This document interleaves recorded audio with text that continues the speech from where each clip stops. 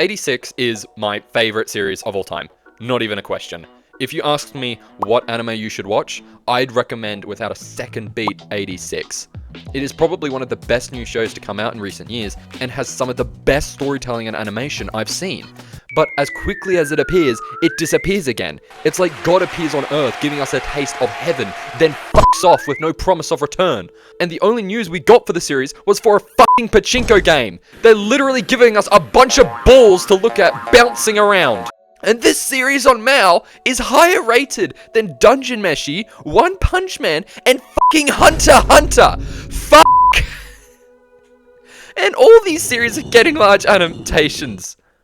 So, why am I so riled up about another series that got the no game, no life treatment? Well, it is, like you can probably see, the best series I'd suck a dick for to get a second season.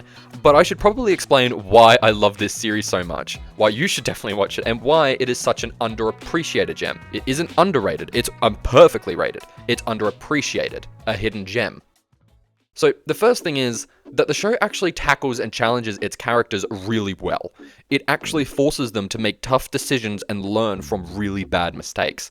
One thing I hate in stories is when they set up a world or situation that can lead to some of the best drama on the planet and can actually give good character development, and they just sweep it under the rug or not do anything with it. For example, one of my biggest complaints with Arknight Enfield's story, they set up all these cool and interesting characters and factions which could be used to tell a really dramatic story with deep themes and ideas, but then they treat the Landbreakers as just bad guys on cocaine and the Jingbao Stockade as a rebellious teenager. They could do so much more than just revolving the story around the Endman who just acts as a god right now. It has no consequences for what should be dire mistakes or actions. Though the story is in its early days, I can understand if it takes some time to set up the story properly, because we should eventually get to the same level as writing as the original Arknights. But what 86 does is it doesn't shy away from the situation and events that are presented. It is fucked. Not for everyone involved, but it causes some of the best character conflict I've seen. You're dealing with a level of racism that is quite literally one of the most extreme examples I've seen. And the characters act their part to the situation. Even though Lena tries her best to treat the 86 as actual human beings, trying desperately to avoid having them go on missions that will most certainly kill them, they obviously respond with disdain and anger. When Thedo snaps at her after a very brutal battle, telling her that everything is her fault, that they are being sent to an execution ground, and that there's no point that she should try and act like a high and mighty person who is any way better than the rest of the Alba. And he isn't entirely wrong. For what reason should she act this way? Is it going to change a thing? The 86 are all going to die and the Legion is about to shut down, so there's no point in sending actual Alba soldiers to the front lines. And what nation is going to punish them for killing their own civilians? They're all dead, nobody else will find out about this. This confrontation makes her realize that even though she is trying her best, sending special supplies and support to them, nothing is going to change the fact that she is safe in the capital. And even though the rest of the group knows she can't do anything about the situation, they all feel this disdain towards the Alba, and Lena is not suddenly going to fix that deep-rooted hatred. And when she is told explicitly that the squadron she commands is a literal killing ground to get rid of the oldest soldiers near the end of their promised service, she is forced to realize that nothing she does is going to change the fact that they are going to die. So instead of acting like a blinded commander just sending soldiers into battle to die without any promise of reprieve, she tries her best to act as a commander on the front lines, someone who might not be able to change the situation, but is at least able to make it bearable. And the consequences of the Republic of San Mengolia's hubris and self-inflicted blindness are severe and feel justified.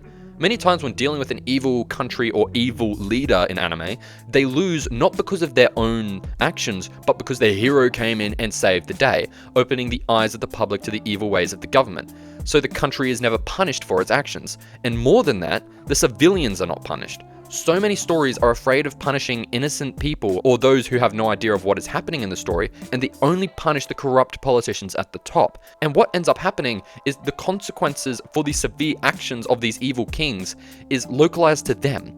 So they feel like only personal failings, instead of the fact that this is the king of a country, and the rest of the country should feel this punishment or repercussions. But 86 shows, because the Republic's top brass refused to look further into this war and kept its population in the dark about what they were actually doing, and believing in old-fashioned ideas and beliefs, they were heavily punished for it. The leaders and civilians, The politicians and generals realize too late that they fucked up, and the general populace suffers because of their failings.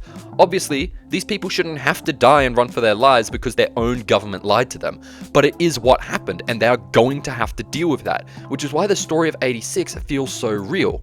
It actually shows the consequences because of hubris that are more than just the individuals dying, and they don't shy away from showing this. We can actually see the people of San Mongolia suffering instead of them just being a side part of the story that is never actually shown. They're not an actual statistic. I also really like the characters of the show. Each one feels like an actual person, with their own interests and dislikes. They feel as if they have lives outside the actual show. One problem I see with stories is that characters exist solely for the purpose of the story, and their only purpose is to move the story forward. And what ends up happening is that we cannot fathom what their lives would be like outside of the story when it goes into downtime. Sure, we can picture what they would do after the story is finished, but what about during the story, when the next big battle is a few months away and there is actual time to sit down and relax? So many characters just feel wrong in this kind of situation. They have nothing outside of the story. They're just meant to drive the story forward. And that can be used for good, such as revenge stories, where a character's whole motivation is the entire plot of the show. But for the most part, it just feels wrong. So the story never stops, and it keeps going and going until it ends, which doesn't allow for much exploration into characters' personalities. But 86 actually shows what the characters do or want to do when the story doesn't demand their presence. And my favorite part of this is when the group of survivors reach Gilead, and they are offered to settle down and live normal lives. We get to see a side of them that isn't shown because they're constantly fighting. Thito draws, Raiden does basic moving work, Anju does cooking classes, and Karina does shopping. And Shin just reads.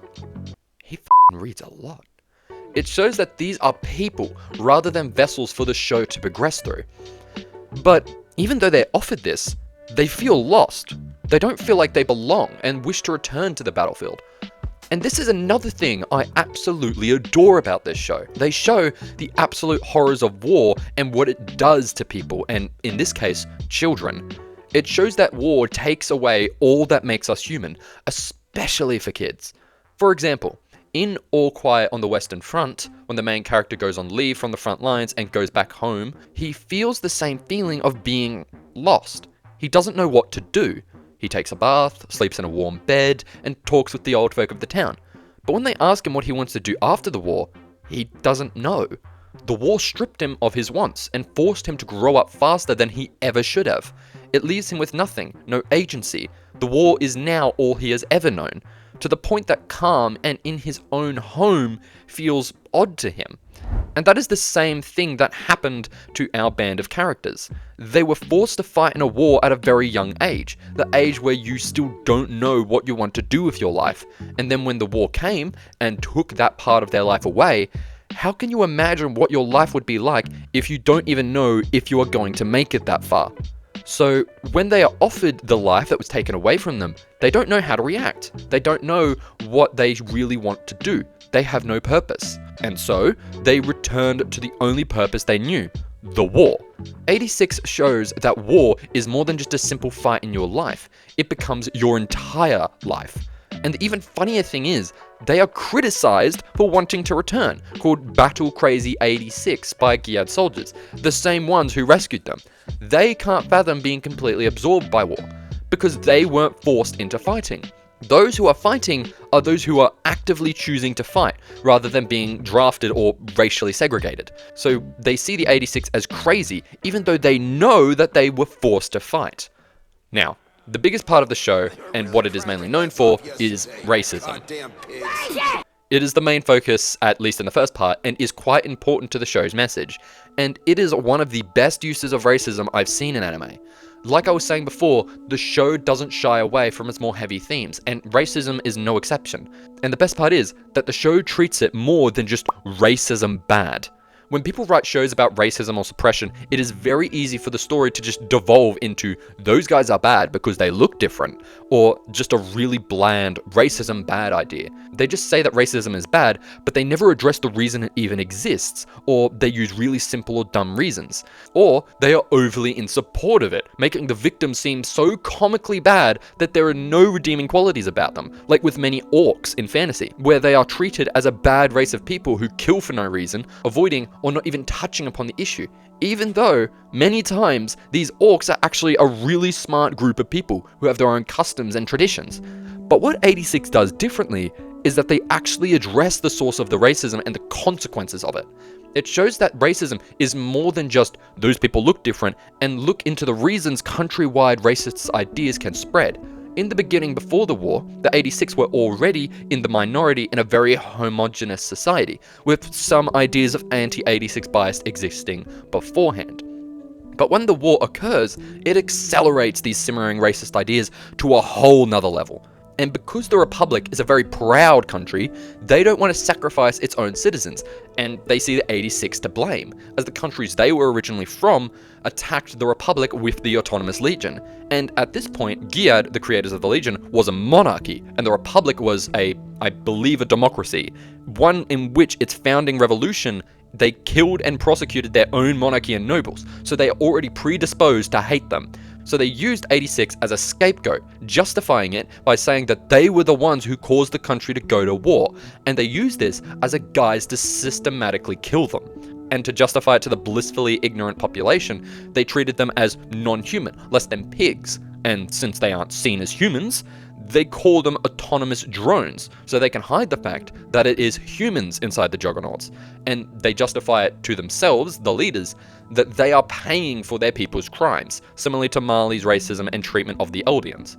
And in the fog of war, who is going to stop them? 86 shows that racism in a wartime country is more than just fuck those guys in particular. It is a multifaceted issue deeply rooted in a people's and country's own morals and situations. And to further show how little they cared about the 86, you see this display that the commander uses? What does it remind you of? To me, it looks like a video game display with health bars, stats, and counters. And this is used to further disconnect the 86 from being perceived as humans.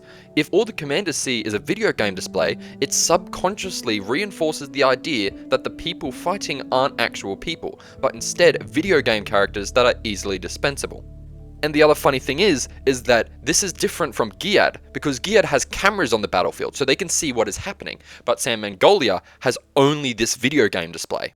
So, as you can see, I really like 86. Its characters, drama, and depiction of war and racism feel well thought out, with the story actually making sense and justifying its actions. And clearly, the people who made this series loved it. They delayed the last 2 episodes so that they could make it perfect.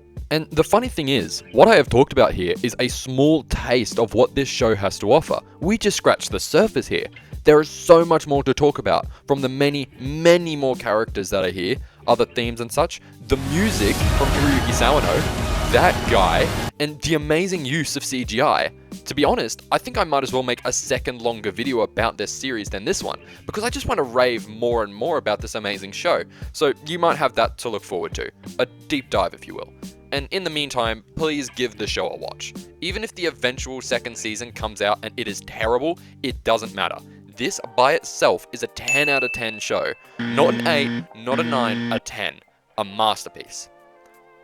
I hope to God that thumbnail demonstrates how much I love this series, because this is permanently on the internet now.